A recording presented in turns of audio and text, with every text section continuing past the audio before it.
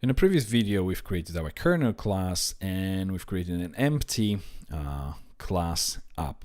In this video, we're actually going to provide the implementations of the methods for this app so that we can actually load the right controller and from within the controller, obviously return the correct view. Okay, so to start with, we're going to create two private properties, private container, and then let's just add the doc block here. It's going to be an instance of the Illuminate container, and then private blade, which will be instance of blade. Let's move it up here. Okay, and then a constructor, which will bind these two to our properties, which are passed through as an argument. If we open kernel, you may remember we've passed the container, instance of a container, and an instance of blade, which is what we're receiving here through this constructor. And now that we have a constructor done, let's move down and let's create a new method, public function called render, which is the one that's called from within the index.php. This is what we're calling when this make method returns the instance of this app class. Okay, from within the render, we are going to wrap our code within a try and catch statement. It's going to catch exception. Let's import this exception straight away. So that's use exception at the top here, then as e, and we are going to leave this catch for the time being. We're going to process this a little bit later on. So within a try block, what we're going to start with, first of all, we need to get the name of the controller. So controller equals this controller method. Let's create this controller method. And from within this controller method, we are going to start with a controller equals this container make, and we want to pull request. And then on this request, we want to get the segment 1. And let me explain what this exactly does. So if we go back to our index.php, instantiated this container. Then we bound the request to it as an instance of the request, which has already captured everything that there was from the request. Either it's get, post, or any other type of request. So all these options are already within the instance of this request. So now we are pulling this request from within this container. And on this container, we call method segment. If we open this request itself and search for the segment method, you'll see that what it does, it takes the index, and then within the segments, and if we click on segments, basically it's just the path that's in the URL. It gets me the right one. So basically it splits them using this explode / obviously. Let's say we have something like this. After the domain, we have, let's say, categories 1, for instance, or something like this. Then segment 1 will fetch the first item from the URL. Segment 2 would fetch the second item, and so on. So that's what this segment method on the request does. So let's go back to our app. We can close this index as well, obviously. So here we're going to fetch the first item in the URL. Then what we're going to do with this item, we're going to check if it's empty, because obviously when the page first loads, when our site first loads, it doesn't have anything in the URL other than the domain name. So that would indicate that obviously there is no, the segment 1 is going to return null pretty much. So if we check empty controller, then what we are going to do is set the controller manually to login. This is the controller I want to log. It's going to be login controller if the page first loads, site first loads, and obviously there's nothing in the URL to fetch the first segment from. Okay, so that's the controller set. Then we check controller equals this controller name, and we pass the controller that we fetch from the URI. And let's create this method. And this method will basically format the string received from the URI and returns it in a controller format. So return, and we're going to use this string converter package, factory string converter. There we go. Hyphen to class name. And we pass this controller as an argument. Actually, we can probably rename it to just name rather than controller. So if we have anything like, let's say, category ID or anything like this, then obviously hyphens will be converted to something like category ID class name. That's how this hyphen to class name would basically convert it.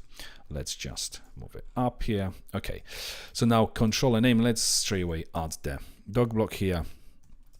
And that's going to be a string, returns a string as well. And what we're going to say about it is get controller class name.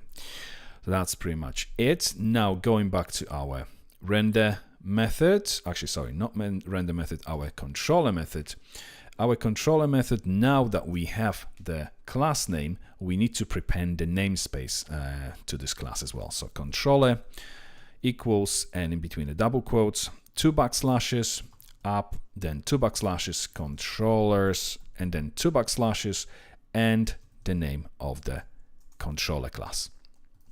So that's the fully qualifying name of the controller now.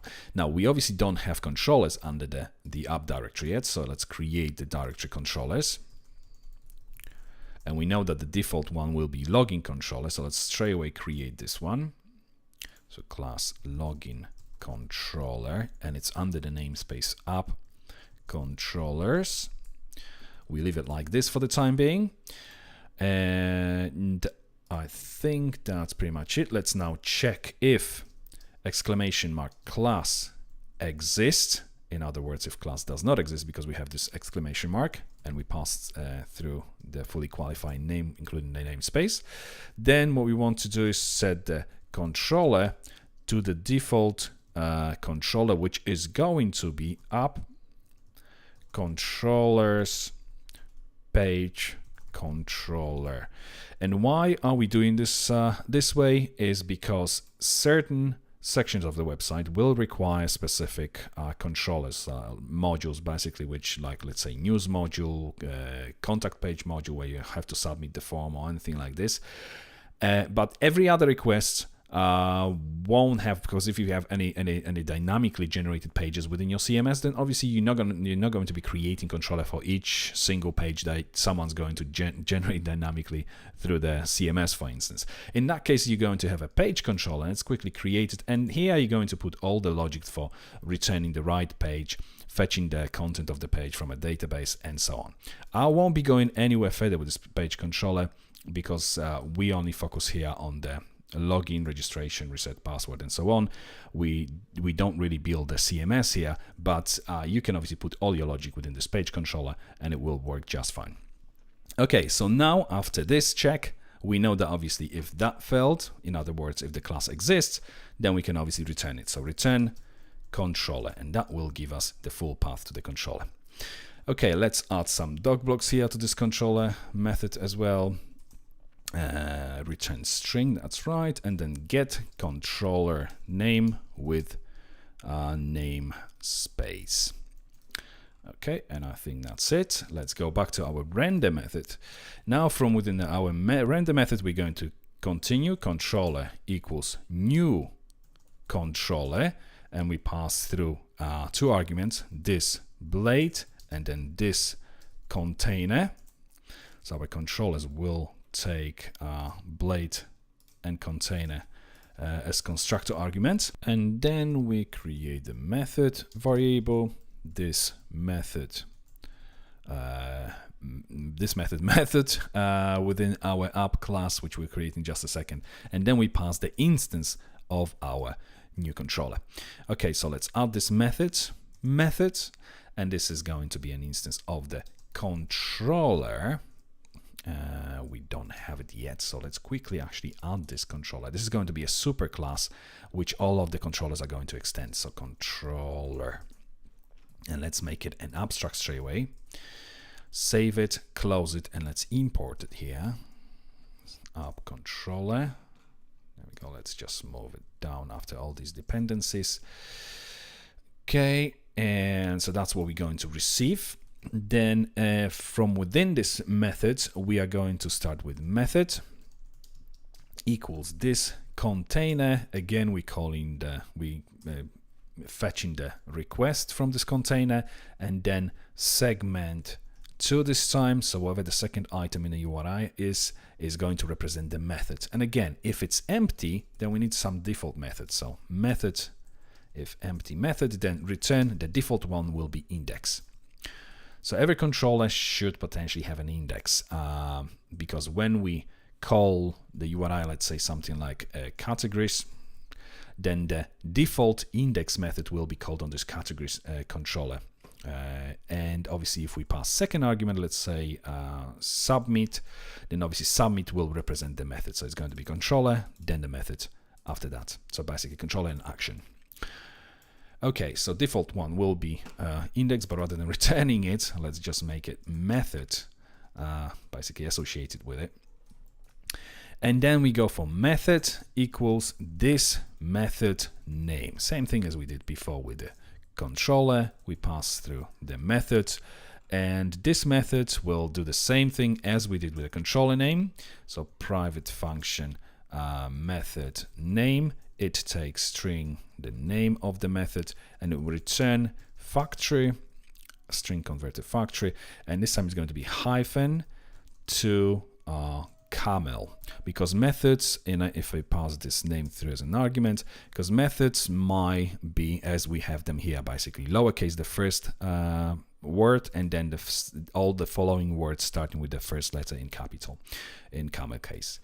Okay, and let's just add the doc blocks to this one as well. Name is going to be a string, and it will return string. And what we're going to put for the summary, we probably can put something like get method name. So that's our method name method completed. Next, what we're going to do is check if method exists on the controller and the method name, so method.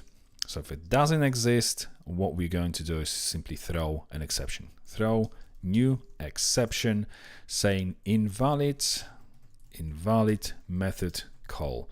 And then what we're going to do is do the space here, and I'm going to concatenate it with get class from the instance of the class. So that's going to give us the class name, and then concatenate it with 2 colons indicating a scope resolution operator, and in between the brackets, or without them, you just put the method variable to indicate what method we're trying to call on this class.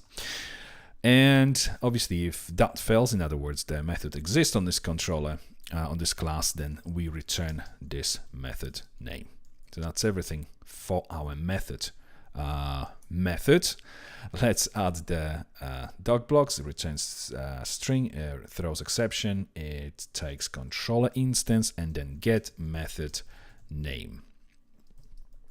Okay, so now going back to our render methods, we've got now method here. The last thing we need to do is simply return controller, and on this controller we want to call this method. So we can do like this method and then brackets, or you can again remove this bracket, these curly brackets. I tend to use them. It's just a thing that I got used to. Okay, now for the exception, if there's any exception thrown, then what we want to do is basically return something back to the end user. And what we're going to return is going to be the call to the method on the error controller. So we're going to create a new controller here, error controller, and within this controller we're going to have public function index, so the default method, and this index will take the message. And we leave it like this for now, because we're going to be working with the controls a little bit later on. So we return, and now rather than first instantiating the instance of the class and associating it with the variable, I'm just going to do it in line. So I'm wrapping this new statement within the brackets. So new error controller, and this controller will take this blade and then this container, which is what the controller class will take and all of these controllers will extend it. But again, we're going to work with this a little bit later on. And I'm going to put on a new line, then call to the index method. And this index method, as you saw earlier, takes one argument, which is the message that we want to display. So we are going to delegate it to another method, error message, and we pass the exception through as an argument. This exception represented by this e variable. Okay, error message. Let's add it actually right here, right after this render method. So it's going to be private function error message, and we take the exception through as an argument. So exception as e again. And the first thing we are going to do is to check whether the application is in a live or development mode. And how are we going to do this? Let's open this .env. As you can remember, we have this app_env set to local. When the site will go live, it's going to be changed to live. So we're going to check if !env is method on this instance of .env, app_env variable has value set to live. In other words, it doesn't, because obviously we're using this exclamation mark. So that would mean that we are in a development environment, at which point we will return whatever this exception actually, the message that this exception throws. So get message method on this exception. Otherwise, we are going to return some nice message to the end user saying something like, the error has occurred or something like this, but without any details on what file, what line in file, and that sort of things, because obviously they don't want to know this.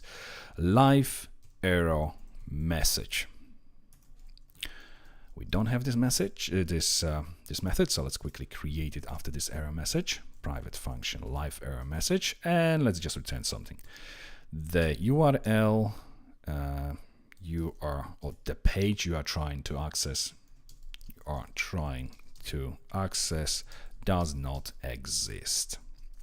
And that's all they need to know. If we are in the development environment, if we are working on the application locally, then we obviously want to know exactly what the message is. So this is what we're going to return here. Otherwise, we're going to just return this message to the end user when the application is in a live mode.